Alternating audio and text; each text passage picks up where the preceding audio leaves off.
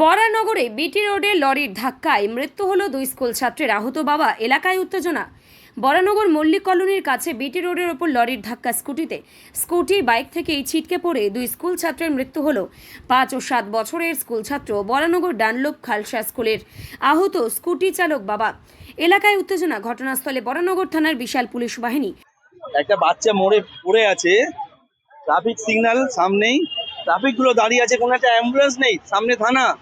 আমরা কতবার বলছি যে একটা গাড়ি আনুন, অন্তত লাশগুলো নিয়ে যান, কেউ কোনো রেসপন্স করছে না, কোনো অফিসার নেই।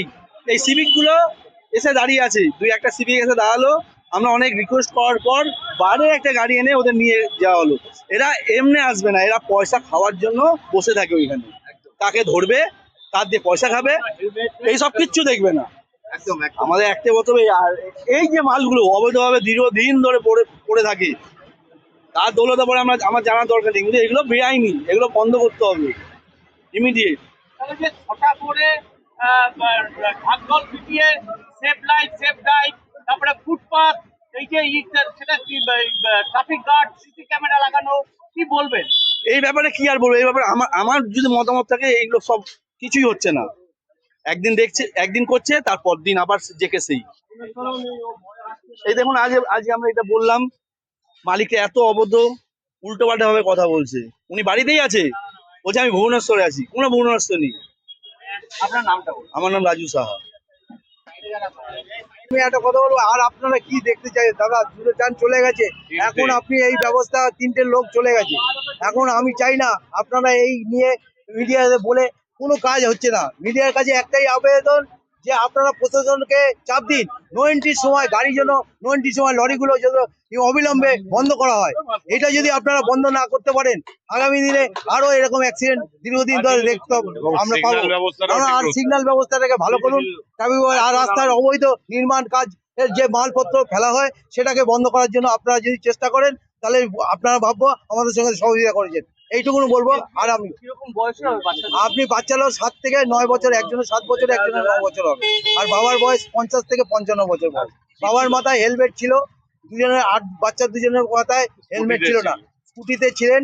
উনি এই পাথরকে এড়াতে গিয়ে মিডিলে চলে যেতে উনি ভারসাম্য হারিয়ে ফেলে, তখন চাকার মধ্যে ওনার লাগে, সেতে তার বাচ্চা দুটো পড়ে যাওয়াতেই ডিসব্যালেন্স হয়ে পড়ে যাতে চাকার তলায় চলে গেল। গাড়ির স্পিড ছিল, ওভার স্পিড ছিল, ওই সময় চাকার তলায় চলে গিয়ে পাল্টিকে রান ওভার হয়ে যায়। এবার বাবাও তার মধ্যে দুটো পায়ের উপর দিয়ে চলে যায়। তো বাবাও ওই শোকে নিয়ে যেতে হাসপাতালে আর্জি করে নিয়ে যেতে শুনলাম নাকি উনিও ডেথ হয়ে গেছে। এখন এই পরিস্থিতিতে পুলিশ প্রশাসন এসেছিল। পরিচয় জানতে পেরেছেন?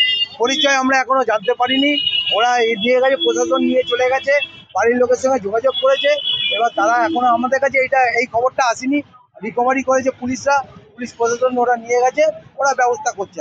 সকালবেলা যেটা আমি শুনেছি যে বাবা তার দুটো বাচ্চাকে নিয়ে স্কুলে পৌঁছাতে যাচ্ছিল স্কুটি করে। তো ওনারা হয়তো গাফিলতি ছিল, ওনাদের একটাই ভুল ছিল, ওনারা হেলমেট পরেনি। তো আমি বলবো এই জিনিসটা আগে সবার আগে ঠিক করতে হবে, হেলমেট বাধ্যতামূলক করাটা খুবই দরকার। আর প্রথম কথা হচ্ছে আমাদের এখানে গাছগুলো যেভাবে রয়েছে, গাছের জন্য সিগন্যালটা খুব একটা দেখা যায় না, ক্লিয়ার নয়। এটা আমরা অনেকবারই আর কি বলা হয়েছে পুরসভাকে। তো যাই হোক, তার মধ্যে দেখুন এখানে একটা এইরকম ভাবে একটা ঘটনা করেছে, রাত্রির বেলা একটা এরকম ভাবে স্টোন চিপ রাস্তার মাঝখানে ফেলে রেখেছে। এটা তো অনবরতই পড়ে থাকে। তো কোনোভাবে হয়তো সেই বাচ্চা দুটোকে নিয়ে তার বাবা স্কুলে যাচ্ছিল, তো মিস আউট ভাবে হয়তো কোনোভাবে অ্যাক্সিডেন্টটা হয়ে গেছে, কিন্তু বাচ্চাগুলো দুটোই স্পট ডেড হয়ে গেছে। বাবার গুরুতর অবস্থা ছিল, সেই অবস্থায় তাহাকে পৌঁছানো হয়েছিল হসপিটালে, কিন্তু আমরা খবর পাচ্ছি হয়তো তিনিও আর বেঁচে নেই, এখনো শিওর না এই ব্যাপারটা। তো এই হচ্ছে ঘটনা হয়েছে আজকে। বাচ্চা দুটোর একজনের 5 বছর, একজনের 7 বছর। এই যে ছটা করে সেফ লাইফ সেফ ড্রাইভ পালন করা হয়, তারপরে ফুটপাথ করা হয়েছে, তো তার কি অবস্থা, সেটা কি বলবে? দেখুন ফুটপাথ